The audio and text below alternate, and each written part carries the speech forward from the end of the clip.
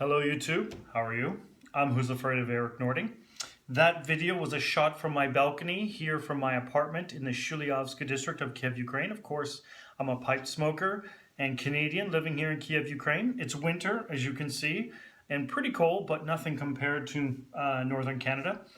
As promised, I'm going to do my top pipe tobaccos of 2016. A little bit later than everybody else, but better late than never. I haven't actually done a top pipe tobacco video since the end of summer of 2015. I've smoked a lot of pipe tobaccos between then and now, and I think I've narrowed it down to the 6 pipe tobaccos I enjoy the most, and I'm currently still smoking as of this moment. So I don't want this video to last forever, so let's get on with it.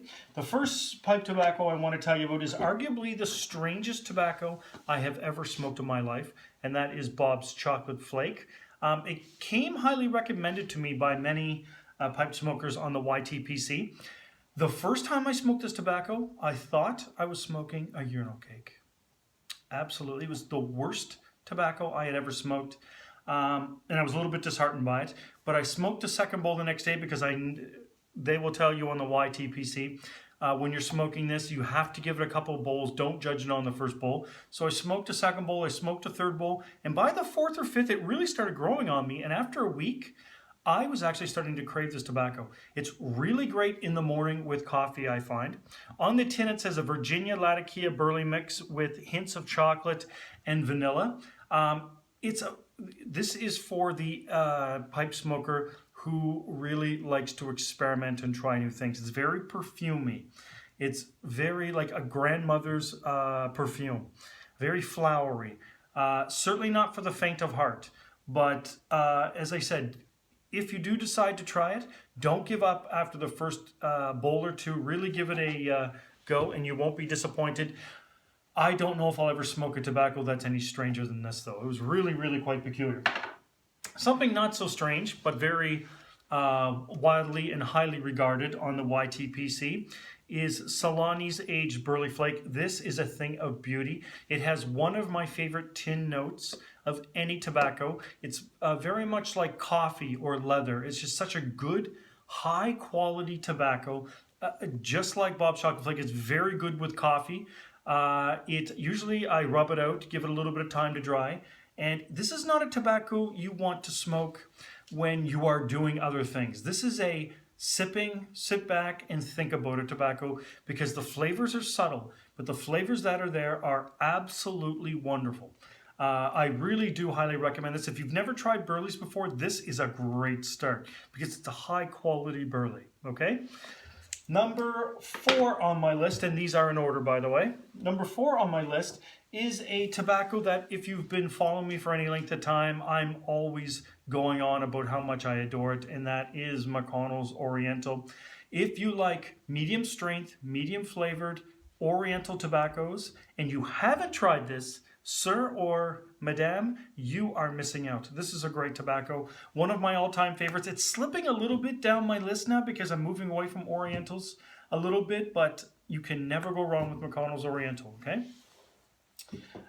Number 3 on my list is the only bulk blend on my top 6, and that is Peter Stuckerby's Luxury Bullseye Flake. As you can see there, it's a Virginia Perique with a black Cavendish center.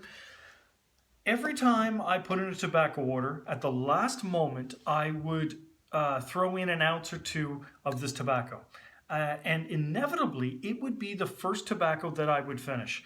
And the last time I did that, I thought, why do I disrespect this tobacco? It's clearly one of my favorites. So I ordered at the beginning of summer 8 ounces, and as you can see, I'm down to a little less than 2 ounces here. This is a great spring and summer tobacco, but I'm not going to lie to you, I smoke it in winter as well. A great all-day smoke. It's very bready, very figgy. It has such a nice, wonderful flavor to it. This is the opposite of Salani aged burley flake. This one you don't have to sit around and do much thinking about. You can just load your pipe and go. There's 2 different ways of smoking this tobacco. You can do the fold-in stuff, which I do not recommend because I find I need to relight it all the time when I use the fold-in stuff. But if you do the rub-out method, usually I take a coin and a half or a coin and a quarter, depending on how much time I have. I rub it out, I let it dry for a little bit, and it's great. Anytime I go to my pipe tobacco cellar and I think, what do I want to smoke today? And I'm not sure what I want. I usually will settle for this, and I'm never disappointed. Okay? If you had have asked me last spring what my favorite pipe tobacco was, it would have been, without question, Dunhill's aperitif. Let me tell you about this tobacco. Fresh out of the tin, it comes out swinging. It's strong, it's in your face, the components don't go together, and quite frankly, when I first smoked it, I didn't understand it. And I was a little bit disheartened because I had purchased 2 tins of it, and I thought, now what am I going to do with this stuff? I mean, I don't really like it. So I took the remaining amount of the tobacco, I threw it in a jar, and I left it there for 6 to 8 weeks. And then I revisited it, and I couldn't believe how good it was. The components had melded together in the jar over the 6 to 8 weeks, and it formed a wonderful English tobacco.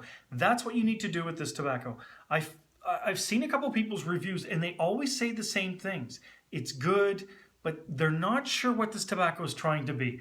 Not that I need to take shelter in the majority, because that's something I prefer not to do, but I know Suffolk Bumpkin's a big fan of this tobacco as well, and I highly recommend you do that.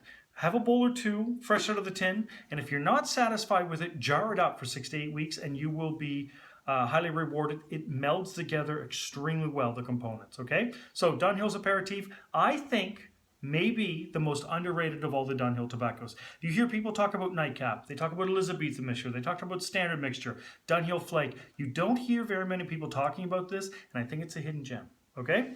So, number 2 on my list. Now, the top tobacco over the past 16 months that I have smoked is, without question, Bengal slices. I think this is an absolutely beautiful tobacco.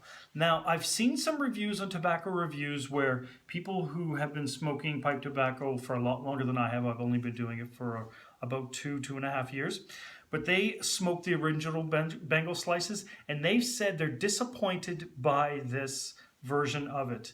And quite frankly, I couldn't care less about what the old one tastes like, because this is all we have, and I think this is a thing of beauty. It's very creamy. It's got a lot of Latakia. I've heard some people say it's a Latakia bomb. I do not think it's a Latakia bomb. I do think the Latakia is there, and it's quite prominent, but it's certainly not a Latakia bomb. And there's black Cavendish in it, which gives it this sort of brown sugar, vanilla sweetness that has an undertone. It's a crumble cake, which typically I don't like, because crumble cakes, I find, because I don't use a filter in my pipe, little bits will come up into the pipe, and that is, of course, very annoying. But I don't mind it with this one too much. I find you need to dry it out a little bit, break it up a little bit, and you need to sip it. If you smoke it too quickly, it will get a little bit hot. It won't give you tongue bite. I've never been given tongue bite, but I find it'll distort the flavors a little bit. But if you sip it and you sit back and enjoy it, and again, really great with coffee, really great with whiskey too, by the way, and you sit back and you sip it and you enjoy it, it is a thing of beauty. The first time I got a tin of this, first of all, the tin aroma is amazing. But the first tin I got, I smoked it in 5 days, which is a personal record.